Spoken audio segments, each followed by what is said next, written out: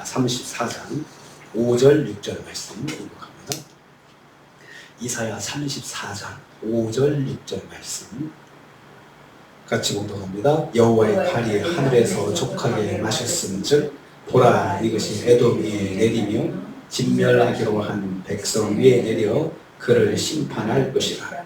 여호와의 칼이 곧 어린 양과 염소의 피에 만족하고 기름 곧 수령 콩팥 기름으로 윤택하니 이는 여호와를 위한 희생이 보스라에 있고 큰 사력이 에돔 땅에 있음이라. 아멘. 아멘. 오늘 말씀은 열방을 대표하는 민족으로 제시되는 에돔이 여호와의 종말론적인 심판을 받게 될 것을 말씀하는 것을 내용으로 하고 있습니다. 오늘 말씀에도 여호와의 칼이라는 그 단어가 2번 반복되고 있습니다. 하나님의 심판입니다.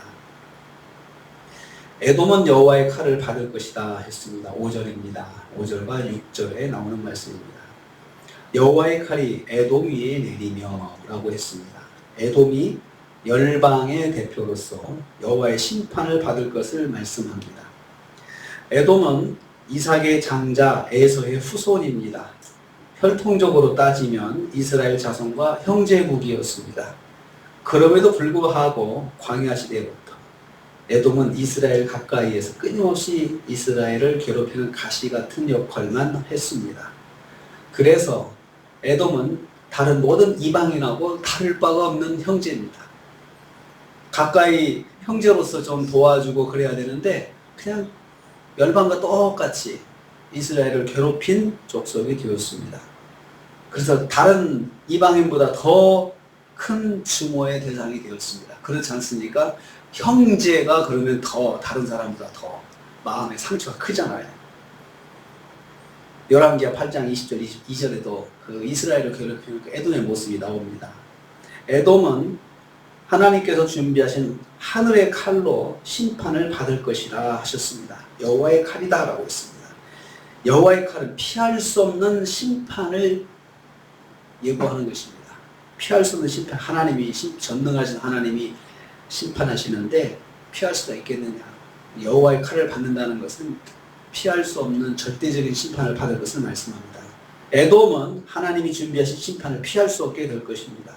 두 번째로 5절 후반부입니다. 에돔은 진멸의 심판을 받을 것입니다. 진멸하시기로 한 백성 위에 내려 그를 심판할 것이다. 그런데 그 백성이 바로 에돔이라고 했습니다. 하늘에서 준비하신 하나님의 심판이 반드시 에돔에게 임할 것을 말씀합니다. 여기서 진멸하다는 단어가 중요한 단어입니다.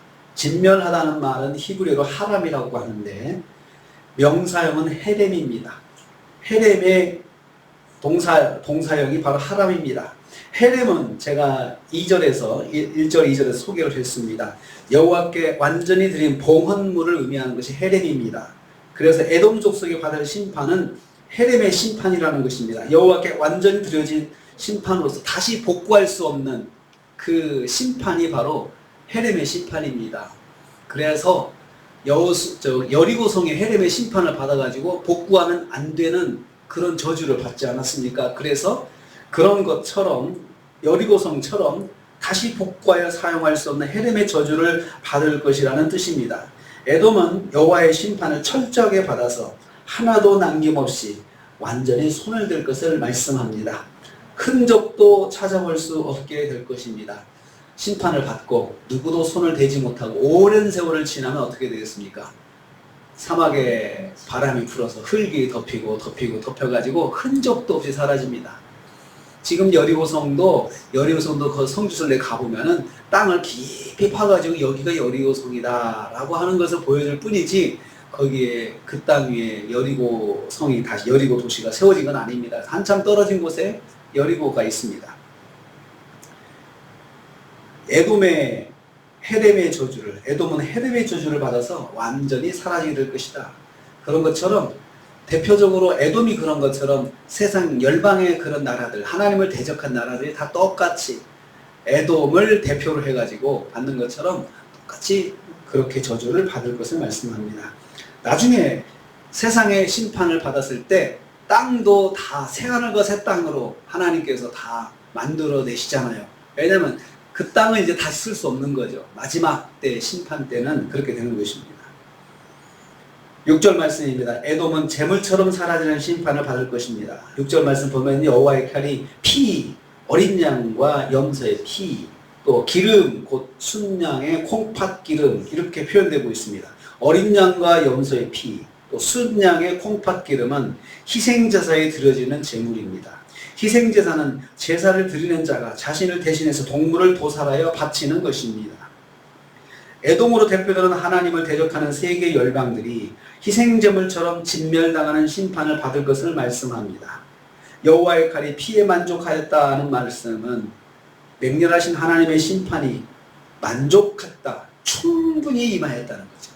하나님께서 만족하실 정도로 충분하게 더 이상 이제 심판을 받을 필요가 없을 정도로 충분한 심판을 받게 될 것을 말씀합니다. 그리고 철저한 심판이 실행될 것을 말씀합니다.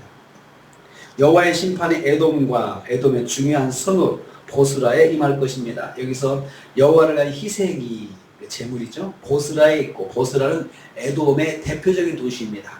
그래서 에돔의 대표적인 도시인데 아마 수도라고 추측을 하고 있습니다. 그곳에서 모든 상업 활동이 이루어졌고 경제 활동이 이루어졌고 그곳에서 아주 윤택한 삶을 살아서 에돔은 보스라 때문에 먹고 사는 그런 그 나라가 되었는데 거기가 희생 제물처럼 심판을 받을 것이고 동시에 에돔 땅이 다 보스라가 무너지니 에돔이 무너질 수밖에 없는 것이죠. 심판을 받을 것입니다.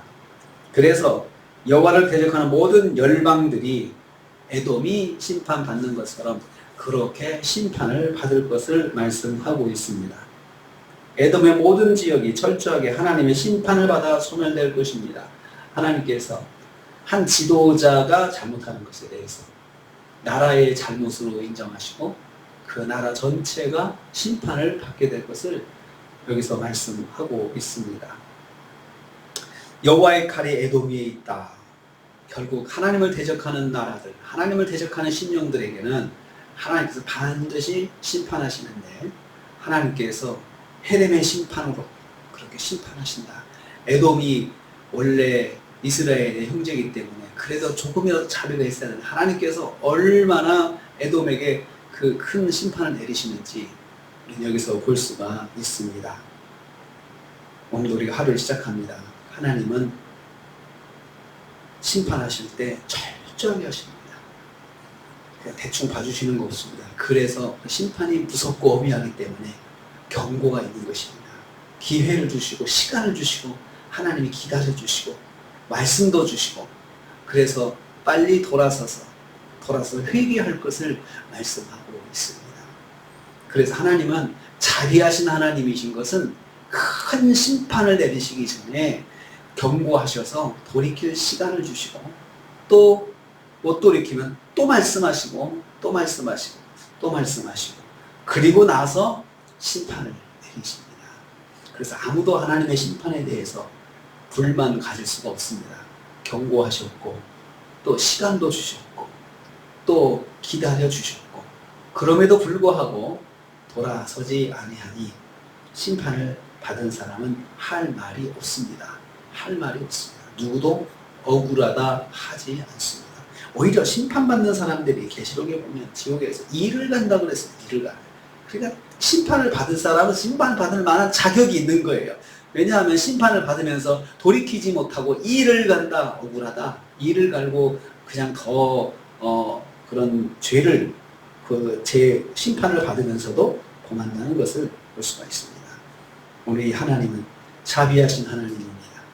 또 사랑의 하나님이십니다. 그래서 십자가의 길을 만들어 주셨고 우리가 그 십자가의 은혜로 구원을 받고 오늘 또 우리가 살면서 100점은 아니지만 십자가의 은혜로 하나님 백성으로 사랑받고 또 은혜를 받고 사는 것입니다. 오늘 하루 무더운 하루 지내시면서 주님께서 동행하시고 주님과 동행하시고 하나님의 은혜 가운데 승리하시는 저 여러분 되시기를 주님의 이름으로 축복합니다. 주님 감사합니다.